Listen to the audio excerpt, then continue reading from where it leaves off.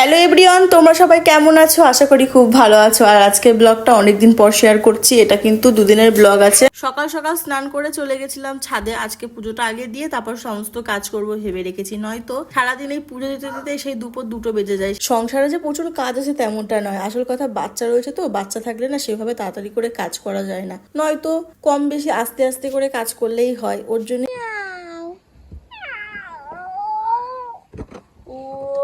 আলিশি খাচ্ছে, দেখো আবার ঘুমিয়ে পড়েছে না দিশুনু চারে এই 1 মিনিট। হ্যাঁ ওই যে মিনি ঘুমাচ্ছে।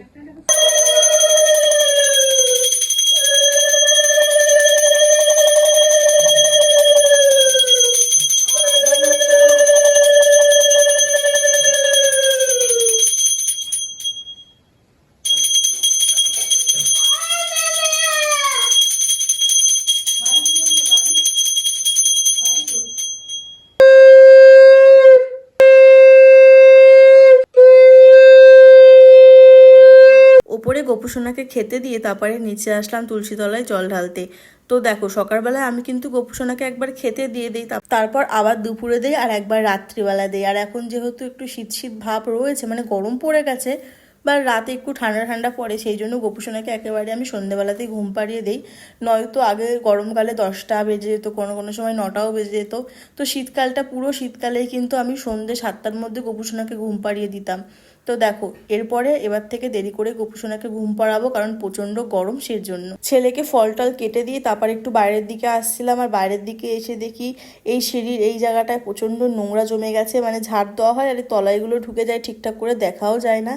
তাই জন্য একটু ভালো করে পরিষ্কার করে দিচ্ছিলাম ঝাঁটা দিয়ে। আর আমি তো আজকে সকালে স্নান করে নিয়েছি, সেটা তো তোমাদের বলেই দিয়েছি।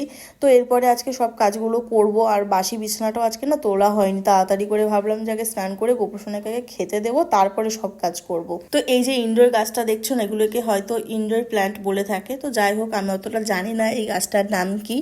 তো এই গাছটা কবে আনা হয়েছিল জানো? যখন আমার পুচকুসোনা পেটে এসেছিল, সেই তখন এই গাছটা যেন কে এনে দিয়েছিল জানি না, সেই তখন থেকে এই গাছটা রয়েছে। এই গাছটার প্রায় বয়স তো প্রায় 3 বছর হতে যায়, পুরোপুরি এখনো 3 বছর হয়নি। একসাথে 2টো গাছ আমি লাগিয়েছিলাম বাড়ির ভেতরেই, মানে এরকম ছোট্ট বাটিতে করে লাগানো হয়েছিল। কিন্তু জানি না গাছগুলো কেন বাড়ছে না, আর এত ময়লা পড়েছিল, তাই ভাবলাম গাছগুলোকে একটু ভালো করে ধুয়ে দিই। আর দেখো সকালবেলায় রান্নার অনেক তাড়া থাকে, সেই জন্য মায় সকালবেলায় ভোরবেলা উঠে রান্না করে। আর আমি ওই 8:30 থেকে খুব জোর হলে 9টা, মানে খুব কমই উঠি 9টার সময়, মানে 8টা 8:30 বেজে যায়। কারণ আমি ব্লগ ভিডিও যেহেতু করি, তারপরে ফানি ভিডিও ছাড়ি, তো সেই জন্য সেগুলো এডিট করতে হয়। আর ছেলে যেহেতু ছোট, সারাদিনে টাইম পাই না ওর পেছনে, মানে কি বলবো, বুঝতেই পারছো বাচ্চা থাকলে কি সমস্যাটাই না হয়। বকতে বকতে আমি একেবারে পাগল হয়ে যাই ওর পেছনে। তো সেই জন্যই আর কি হয় না। সেই ভিডিওগুলো আমি রাত্রিবেলা, মানে সারাদিন ভিডিও করি, ওকে রেখে ভিডিও করি, প্লাস সেই ভিডিওগুলো আবার রাত 2টো 3টেও বেজে যায় আমার এডিটিং করতে। এডিটিং করে আবার সেটাকে পোস্টও করি। তাহলে বুঝতে পারছো ভিডিও করা কতটা কষ্টের। কিন্তু মানুষ সেগুলো বোঝে না, মানুষ শুধু টাকাটাই চেনে। বিশ্বাস করো, টাকাটাই কিন্তু সব থেকে বড় ব্যাপার। হ্যাঁ, টাকাটা অবশ্যই বড় ব্যাপার, না হলে ভিডিও বা কেন করবো আমি, বলো? কিন্তু আমি এখনো পর্যন্ত মানে 1বার 2বার টাকা পেয়েছি অন্য চ্যানেল থেকে, বাট এটা কিন্তু আমার নতুন চ্যানেল। তো আমি ভেবেছি যে আমার কাছে বিশ্বাস করুন নতুন কোনো ভালো ফোনও নেই, আমার বরের কাছে একটা আইফোন আছে, সেটা থেকেই আমি অল্প বেশি যাই হোক ভিডিও করি। 2 দিন ধরে চেষ্টা করি ভিডিও করার, আর সেটা একসাথে যোগ করে একটা ব্লগ ভিডিও পোস্ট করি। তো আমি এখন পাখা টাকা বন্ধ করে নিচে মানে মেঝেতে বসে ব্লগের ভিডিওর সাউন্ডটা দিচ্ছে, আর আমার ছেলেকে ওপরে ফোন চালিয়ে দিয়েছিল, বাবাও রয়েছে পাশে, সাউন্ড একদম কম কম দিয়ে। তো আমি নিচে বসে আছি বলে আমার ছেলে আমাকে বলছে, ও মাম্মাম খাটে আসো। তো বুঝতে পারছো, ওকে মানে একটা সেকেন্ড ওর পাশ থেকে সরা যায় না। আর সত্যি কথা বলতে আমারও ভালো লাগে যে আমার ছেলে সবসময় আমাকে কাছে পেতে চায়। আর একে নিয়েই আমার সারাটা দিন কেটে যায়, যে কিভাবে আমি নিজেই বুঝতে পারি না, কি করে যে ছেলেটা এত বড় হয়ে গেল, মনে হলে সেদিন কারা হয়েছে, কিন্তু কি করে জানো তো সময়টা হঠাৎ করে চলে গেল। কি করছো তুমি? ও মা, এটা কি হচ্ছে মুখে পাইপ দিয়ে? ও বাবা, এই ব্যাপার, জলটাকে ফুটফুট করছো এখানে ফু দিয়ে? একটু তাকাও, তাকাও আমার দিকে, তাকাও।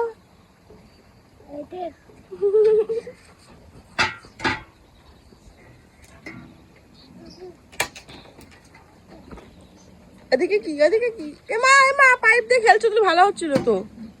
ওই দেখো বদমাইশ কি করে, জলগুলো ফেলে দেয়।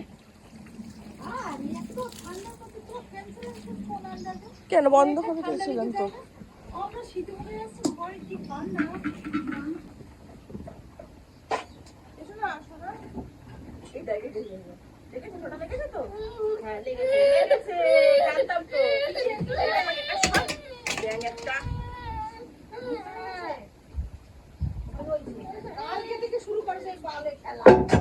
বলছি যে ওইটা নিয়ে করিস না, করিস না। এইখানে আসো, ওইটা দিয়ে খেলছিস, ওখানে ভালো হচ্ছিল না।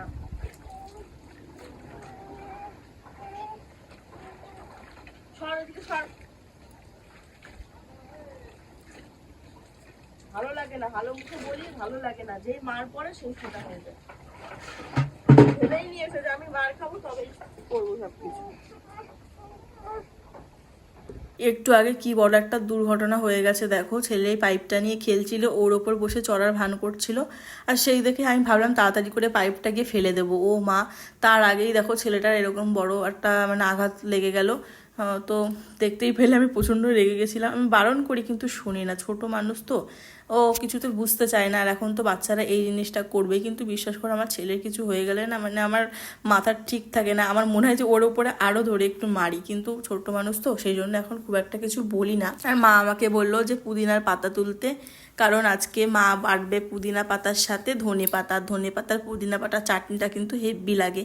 তো দেখো এরপরে মা বললো আমাকে একটু কটা আলু ধুয়ে দে, সুমন যেহেতু কাজে যাবে সেই জন্য সকালবেলায় ও একটু রুটি আর একটু আলুর চচ্চড়ি খেতে খুব পছন্দ করে, তো সেটাই করার জন্য মা বললো তাড়াতাড়ি করে ধুয়ে দে, নাইলে টাইম চলে যাবে। আর আমার শ্বশুর বাড়িতে কিন্তু টমেটোর চাটনি খায়, মানে আমরা যেরকম টমেটোর চাটনিটাকে চিনি দেই তারপর সেটাকে খায়, আর আমার শাশুড়িরা খায় কিন্তু মানে নুন, সামান্য নুন দিয়ে দেয় আর শুধু চাটনি করে, মানে আর কোনো চিনি ঠিনি দেয় না। বিয়ের প্রথম প্রথম আমি তো ভাবতাম মনে হয় চিনি শেষ হয়ে গেছে, হয়তো ওর জন্য হয়তো চাটনি বানায়নি, শুধু এমনি টক বানিয়েছে, কিন্তু পরে জানতে পারলাম যে না, এরা এরকমই খায়, টক খেতে পছন্দ করে। আর আমাদের বাড়িতে কিন্তু আমার বর, আমার শাশুড়ি, শ্বশুর সবাই কিন্তু টক দিয়ে ভাত খেতে ভীষণ ভালোবাসে। আর আমাদের বাড়িতে কিন্তু এখনো পর্যন্ত কাঠে রান্না হয়, মাঝে মাঝে মানে গ্যাসে রান্না হয়। আর আমি যেহেতু রাত্রিবেলায় রান্না করি আর মার মতো তো তাড়াতাড়ি পারি না, সেই জন্য আমি গ্যাসেই রাতের বেলায় করি। আর এই রুটি খাওয়ার একটা গল্প আছে জানো তো, আমি ভাবি কি যে আমি রুটি খাবো, আমি মোটা হয়ে যাচ্ছি, কিন্তু যেই রুটি খাওয়ার টাইম আসে মানে খাওয়ার টাইম আসে তখন আর ভাবি যে একটু ভাত খায়।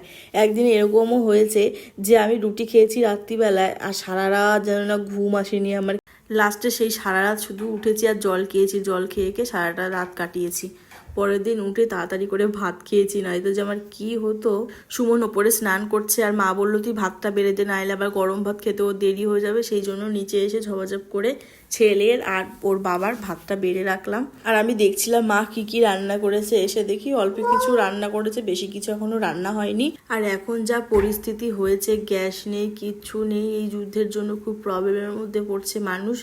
আমাদের নাই কাঠ আছে, আমরা সেরকম মানে প্রবলেমটা ফেস করতে পারছি না বা বুঝতে পারছি না, কিন্তু শহরবাসী যারা শহরে থাকে তাদের কি প্রবলেম বলো তো, তারা কোথায় বা উনুন জ্বালাবে, কোথায় বা কাঠ পাবে, কি সমস্যা। আর আমার ছেলেকে অন্য সময় ভাত দিলে খেতে চায় না, কিন্তু ওর বাবা যখন খেতে বসে তখন ওর বাবা খাওয়া দেখে বলে কি মা ভাগ দাও, ভাত বলতে পারে না, ভাগ দাও ও মা ভাগ দাও।